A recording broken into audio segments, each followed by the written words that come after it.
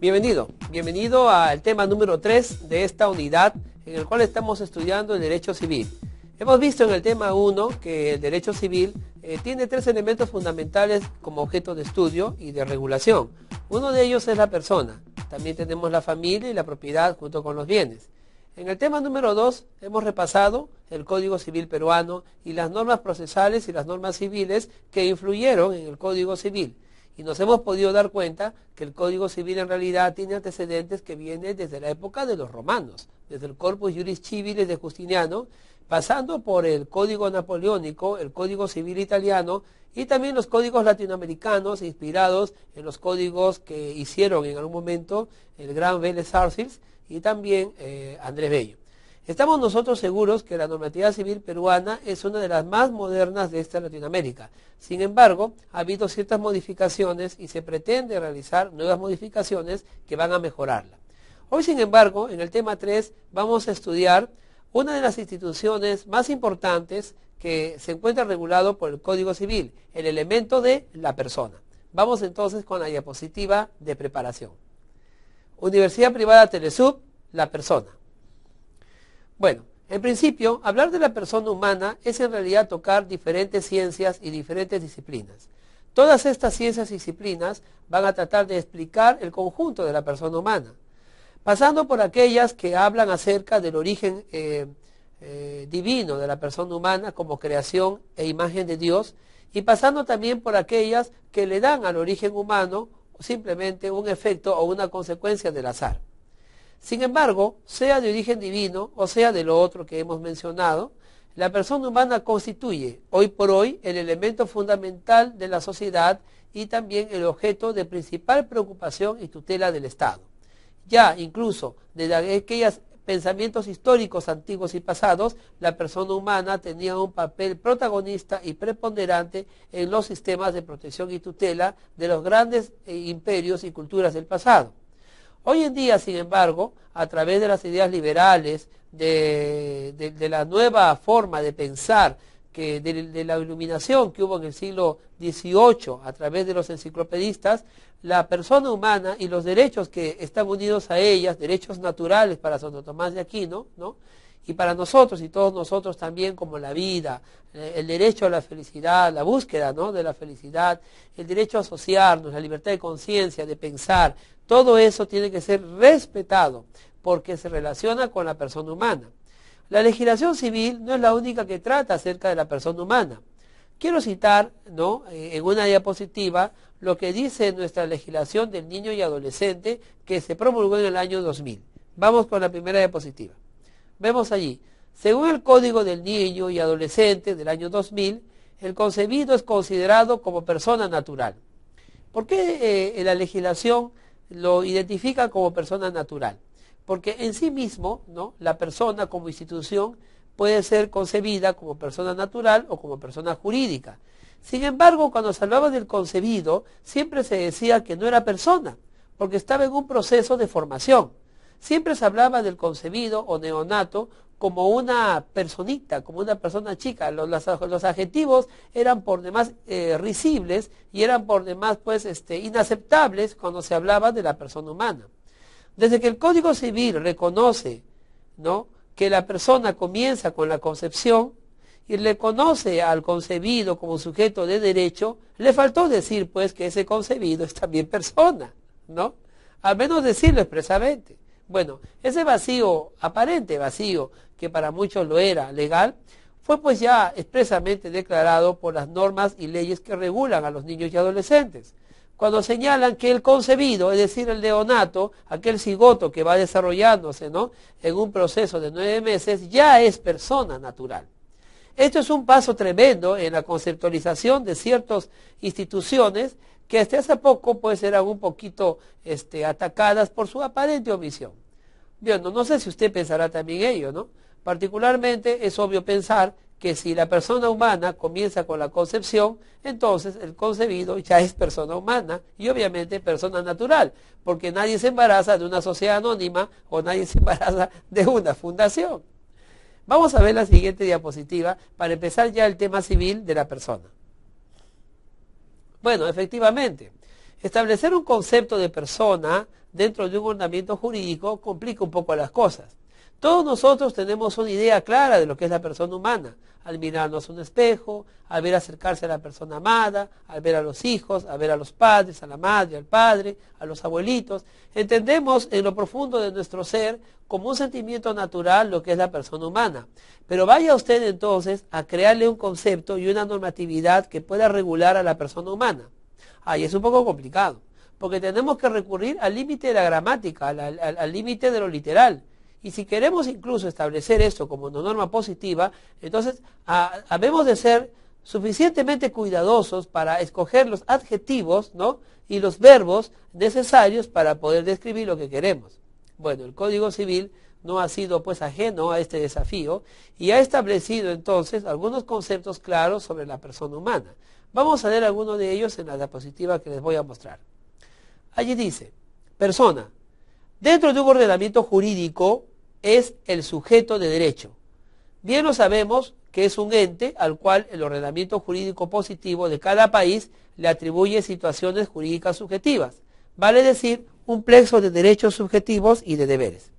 Bueno, en principio, la persona natural en el Código Civil peruano no es exactamente definida. No se dice la persona natural es un ente que camina, ¿no?, que tiene ojos. No hay esa descripción. Vamos al tema jurídico de frente y el Código Civil salta directamente al tema que le interesa, que es describir el origen de la persona y su hemisferio jurídico, su dimensión jurídica. Por eso dice que la persona, ¿no?, nace con la concepción y se entiende que la concepción ya es persona, pero que esta persona, más que describir el aspecto anatómico biológico, es sujeto de derecho. Esto quiere decir que si vivimos en un Estado de Derecho que ha reconocido leyes y normas que favorecen a la persona y al ser humano, ¿no?, que identifica a esta persona como un ser existente y objeto de la ley, entonces le reconocerá también que este objeto de la ley, que es la mayor preocupación, será justamente el sujeto de todo el derecho. ¿De qué derecho hablamos? De las leyes, de las normas, que le reconozcan a este sujeto, ¿no?, todo lo que se necesita que se le reconozca, empezando por el derecho a nacer vivo y empezando por todos los derechos humanos a que él tiene como persona humana por el hecho de serlo. El Código Civil entonces establece el concepto de sujeto de derecho. Ahora, para ser sujeto de derecho hay que tener pues ciertos requisitos. Tiene que haber una situación jurídica subjetiva. El sujeto de derecho tiene que tener la facultad de ejercer ese derecho, de invocar, de hacer lo suyo. Si no tuviera esa posibilidad, entonces no podía ser sujeto de derecho. Puede ocurrir que una persona humana, siendo persona humana y siendo sujeto de todo derecho, pueda que algún derecho no lo pueda ejercitar, en cuyo caso la ley también podrá disponer alguna forma de reparación, alguna forma de solución respecto a esas excepciones. Sin embargo, en principio, el Código Civil le reconoce al concebido incluso sujeto de derecho. Y obviamente, a que nazca vivo, podrá él entonces ejercer ese derecho. Se dice que el concebido tiene en principio el derecho a nacer vivo. Y eso obviamente lo hace plausible de ser sujeto de ese derecho. ¿Cuál? El derecho de nacer vivo. Sin embargo, podrá él ejercitar otros derechos solamente cuando cumple una condición. Y esta condición, pues, es que nazca vivo, ¿no? El derecho, por ejemplo, a adquirir, a comprar en el futuro, lo adquirirá al poder ya no estar supeditado a nacer vivo. Entonces, para terminar esta diapositiva de explicártela, yo quiero que tú entiendas que la persona natural en el Código Civil no es descrita anatómicamente, fisiológicamente, biológicamente. La persona natural, para la preocupación del Código Civil, es identificada como un sujeto de derecho. Vamos a la diapositiva que sigue. Bueno, si esto es así, entonces habría que determinar, ¿no?, en primer lugar, qué tan sujeto de derecho es un concebido, qué tan sujeto de derecho es una persona natural, y obviamente si esta persona natural es la única clase de persona que existe en la normatividad civil. En principio, ¿no?, y dejando de lado algunas discusiones que tenían que ver propiamente sobre el origen de la vida, nosotros sabemos por la ciencia, ¿no?, de hoy en día, que ya cuando el cigoto es concebido a través del espermatozoide y el óvulo, ya tiene vida. Al tener vida, entonces el Código Civil peruano, las leyes peruanas, llevado por una filosofía pro ser humano, pro persona, por una filosofía humanista, reconoce que ese ser ya tiene vida y obviamente esa vida se tiene que respetar. El concebido, según la diapositiva, leamos juntos, es el ser humano que viene desde la concepción hasta antes de su nacimiento. Ese es el concebido. Una vez que nazca ya no es concebido, es nacido, ¿no? Obviamente, el concebido puede seguir siéndolo hasta que nace con vida. Será concebido también si de repente se produce un aborto y él nace muerto. Hasta ese instante él fue concebido. Y también en el caso que cuando se produce el parto, él finalmente, por alguna complicación médica que escapa pues a lo jurídico, nazca muerto. Entonces, el concebido lo será en tanto se encuentre en el vientre materno. Una vez que salga de él, sea vivo o sea muerto, dejará de ser concebido. Obviamente, el concebido es persona natural según la legislación de familia que ya les mencioné. El concepto de que el concebido es persona natural, no se sorprenda usted, esta era hasta hace algunas décadas atrás materia de discusión.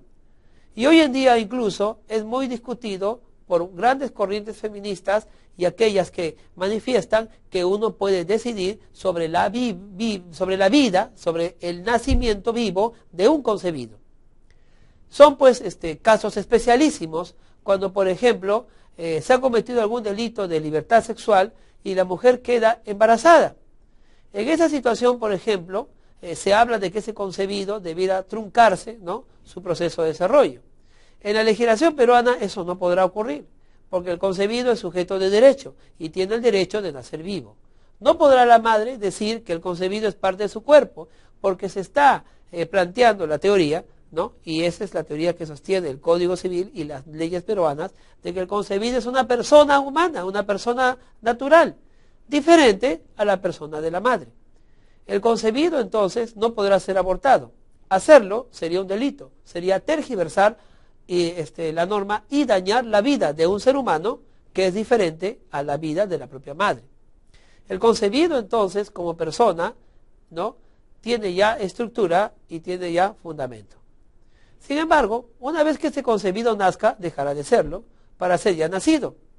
Al nacer vivo y al crecer y desarrollarse, será pues una persona natural en todo el sentido de la palabra. Vamos a ver el concepto sencillo y simple de lo que es una persona natural en la diapositiva. Allí vemos lo siguiente. La persona natural es el ser humano desde su nacimiento hasta su muerte. Esto quiere decir que el nacimiento, ¿no?, marcará el inicio de la persona natural. Ojo, sin perjuicio de haberme referido al concebido también como persona natural, porque como ya le expliqué, ¿no?, las legislaciones modernas del niño y adolescente ya le reconocen al concebido la calidad de persona natural, la naturaleza de persona natural. Pero en el Código Civil, una persona natural es la que surge con el nacimiento y lo será hasta su muerte. En ese devenir de su vida, la persona natural podrá ser sujeto de derecho y podrá ejercer también los derechos que la norma civil le enseñe, le faculte y le pertenezca. Podrá invocar que se le haga justicia, podrá hacer tratos, contratos, crear obligaciones, tomar obligaciones, exigir prestaciones y obligarse a prestaciones. Podrá ser deudor y podrá ser acreedor. Toda la vida de la persona natural estará rodeada de un sistema jurídico, de un sistema normativo que ha de tutelarlo y ha de regular los actos jurídicos que él realice. Incluso podrá regular algunos actos jurídicos que él no realice, pero que de alguna manera lo afecten. La vida entonces de la persona natural va a ser una vida dinámica, desde su proceso de socialización hasta los procesos finales de obviamente pues ejercicio de derecho. Ahora bien, vamos entonces a la tercera. Vamos a leer la diapositiva. Allí dice lo siguiente. La persona jurídica, ojo con esto, dice aquí, la persona jurídica es el sujeto de derecho constituido por la pluralidad de individuos jurídicamente organizados. Bien, la persona jurídica entonces, a diferencia de la persona natural, no puede ser concebido. Como explicaba, nadie puede concebir una fundación, un comité o una asociación. El Código Civil cuando habla de la persona jurídica, lo conceptualiza como el conjunto de personas naturales que, haciendo uso justamente del derecho de asociación, se unen, se reúnen, se organizan y se estructuran en una persona jurídica, dándole un nombre, ¿no? Dándole un nombre y señalando un objetivo común. El Código Civil regula las asociaciones, las fundaciones y los comités. Todas estas personas jurídicas son organizadas para lograr un objetivo no lucrativo, que casi siempre es el desarrollo armonioso, cultural, ¿no? Ancestral, el desarrollo deportiva de las personas que lo organizan. Son conocidas, por ejemplo, las formas de asociaciones como las asociaciones religiosas, en las cuales se organizan las iglesias cristianas o no cristianas. Las asociaciones deportivas, ¿no? El club deportivo, por ejemplo, ese club que te gusta a ti tanto, ver jugar sus fútbol, esa es una asociación deportiva.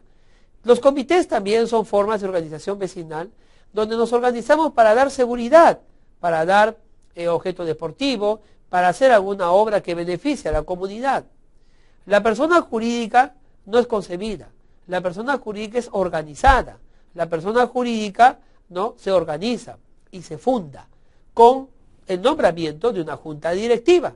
La persona jurídica también es sujeto de derecho y las personas naturales que forman la persona jurídica también lo serán en su dimensión particular.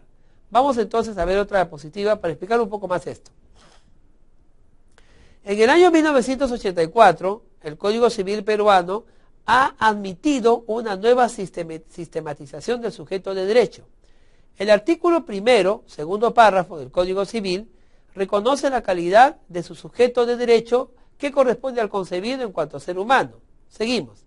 En la naturaleza de la persona jurídica, por consiguiente, no solo se encuentra su dimensión o estructura formal, sino a las personas que la componen y los valores perseguidos a través de una actividad en común. ¿Qué significa esto?